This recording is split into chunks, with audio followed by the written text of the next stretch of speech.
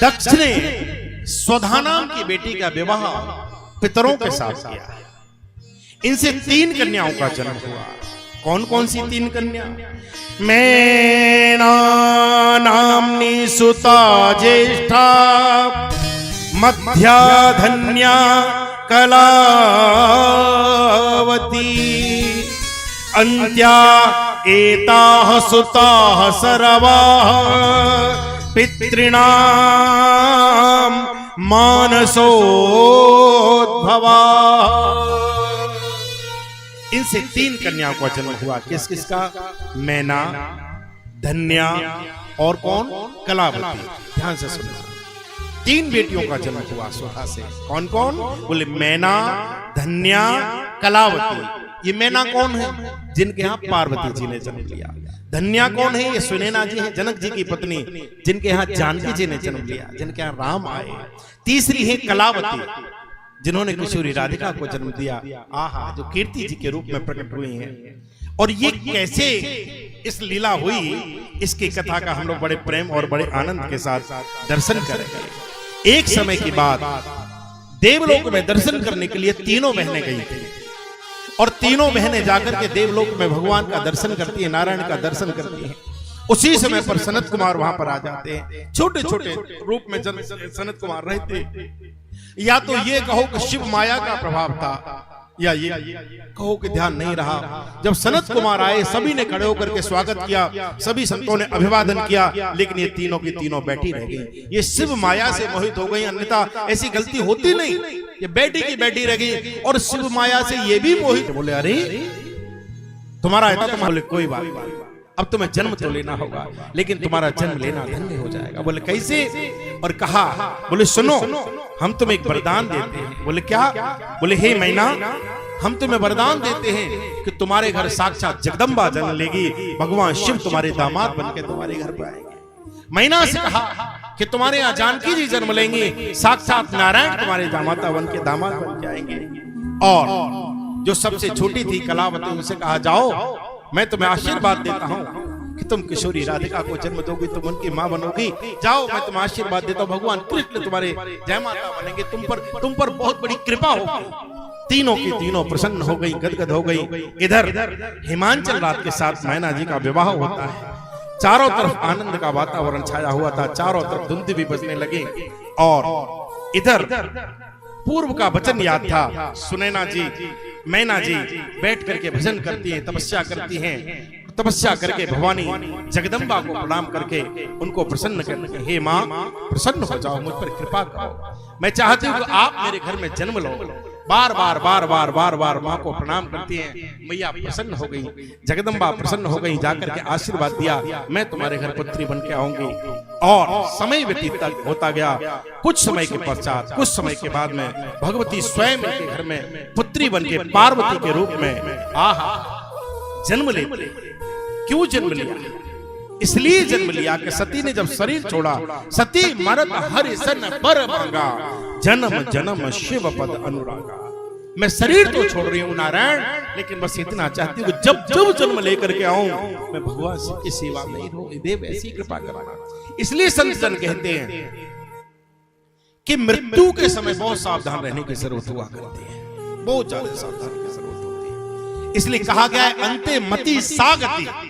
व्यक्ति जिन भावनाओं को लेकर के, जिन विचार को लेकर के, जिन वासनाओं को लेकर के अपना शरीर छोड़ता है, अगला जन्म उसी के आधार पर हुआ करता है। हमको कोई और नहीं बनाता, हमको कोई नहीं बनाता, हमारा निर्माण कोई नहीं करता, हम खुद ही अपना निर्माण करते हैं। हम खुद को बनाने का साचा है। इस जन्म में जैसे व्यवहार करेंगे, जैसे कर्म करेंगे, जैसा हमारा आचरण होगा, ठीक उसी के आधार पर हमारा अगला जन्म होगा, ठीक उसी के आधार पर। इसलिए कहा गया है मरते समय बहुत सचेत रहना चाहिए, केवल नाम स्मरण करने के अतिरिक्त और कुछ नहीं चाहिए।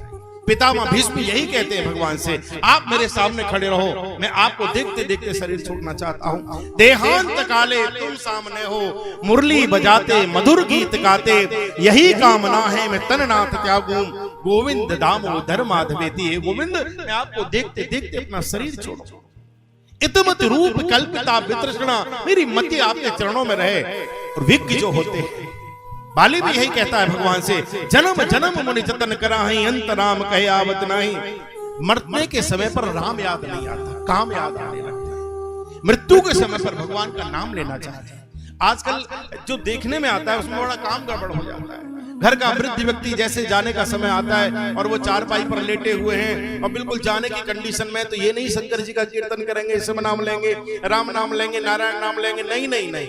वो क्या करते हैं, ऐसे करके घेरा बना लेंगे, ऐसे वो लेटे हुए हैं और पास आकर के कहेंगे लड़की आएगी, बहन आएगी, बेटी आएगी, बाबा बाबा, वो बेचारे जैसे तैसे करके थोड़ी हूं हां करते और फिर कहती है छाती पे खड़े होकर के, तुम वो पहचाने हो, तुमने मैं पहचान ली, मैं कौन हूं बताइयो। अच्छा क्या कराएगी पहचान करा करके, पूरी जिंदगी तुझे ही तो पहचाना है, और किसको पहचाना है, तेरे अलावा और किसको पहचाना है, तुझे ही तो पहचाना है पूरे जीवन। बेटा बेटी को ही पहचानते और किसको पहचानते, और कितना पहचानवाएगी, पहचानते पहचानते तो यहां तक पहुंच गए, और कितना पहचानोगी, मुझे पहचान नहीं, ये बात नहीं होनी चाहिए, ये बात नहीं होनी चाहिए, ये सब नहीं होना चाहिए। जब मृत्यु का समय हो उस समय प्रभु स्मरण करना चाहिए, भगवान का नाम लेना चाहिए, कीर्तन करना चाहिए, भगवत भजन करना चाहिए। जितने भी परिवार के लोग हैं खड़े होकर के कीर्तन कराना चाहिए।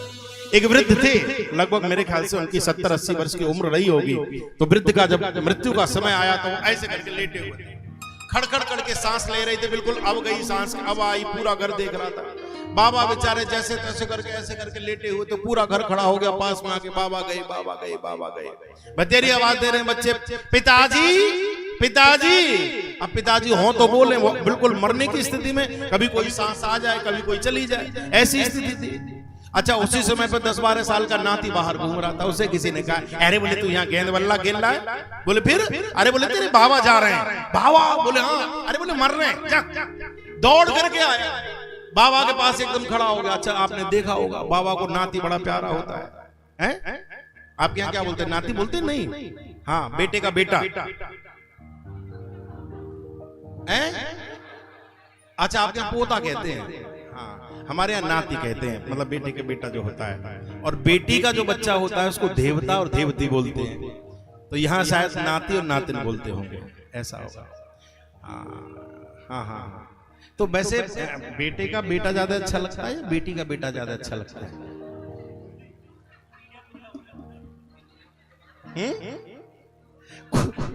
जिसकी बेटी नहीं आई हो बता दो। हाँ तो वो बेटे का बेटा आया, बेटे का बेटा आकर के खड़ा हो गया। तो आकर के जब खड़ा हुआ तो सब लोग बोल रहे थे बाबा बोलिए, तो वो बच्चा बोला कि पापा से कि पापा के बाबा बोलना रहे, बोले अब नहीं बोल रहे बेटा, अब तो गए। अब इसको बड़ा कष्ट हुआ कि बोल नहीं पाए, मैं सुन भी नहीं पाया।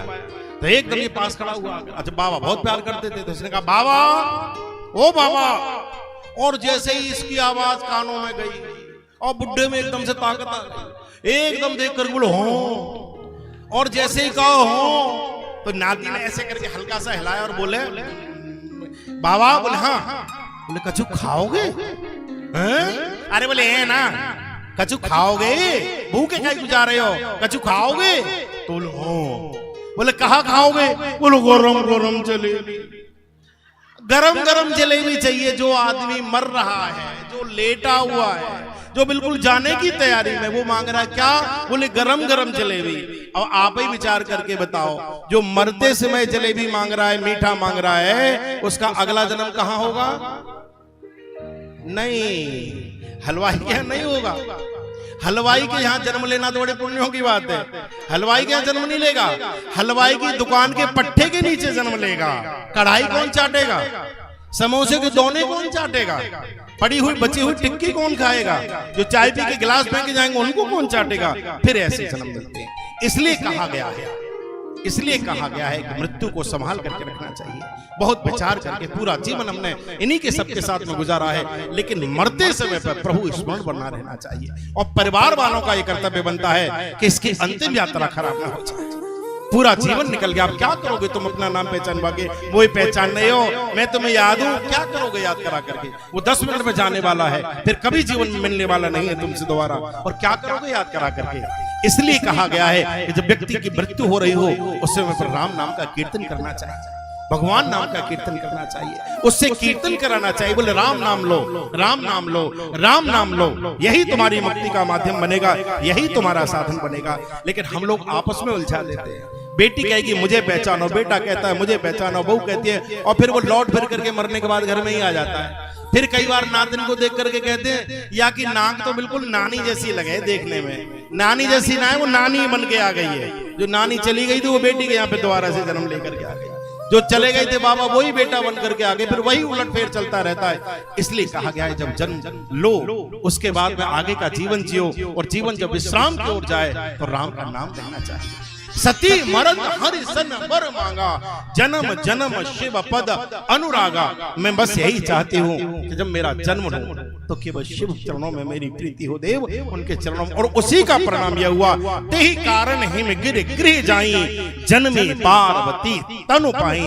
इसी कारण से आहा मैना के घर पर पार्वती जी जन्म लेकर के आती है। और जैसे ही माँ ने जन्म लिया है, ओहो एकदम आनंद का वातावरण छाया हुआ है। चारों तरफ जय जयकार होने लगी, चारों तरफ जय जयकार होने लगी। समस्त देवता आकर के वंदन, ऐ गिरि नंदन, जितने भी देवता थे सब आकर के वंदन करने लगे। अनेक अनेक ऋषि दौड़ करके वहां पर ऐसा प्रतीत होता है जैसे कुंभ का वातावरण बन गया हो। जो सूखे पत्थर थे उन पर हरियाली छा गई, जो सरोवर सूख चुके थे उनमें जल आ गया। अनेक अनेक प्रकार के पुष्प खिल उठे, भौरे गुंजायमान करने लगे, देवतागण पुष्प बरसाने लगे, साधु संत ब्राह्मण स्वस्ति वाचन करने लगे। देवताओं ऊपर से पुष्प, चारों तरफ आनंद ही आनंद है। और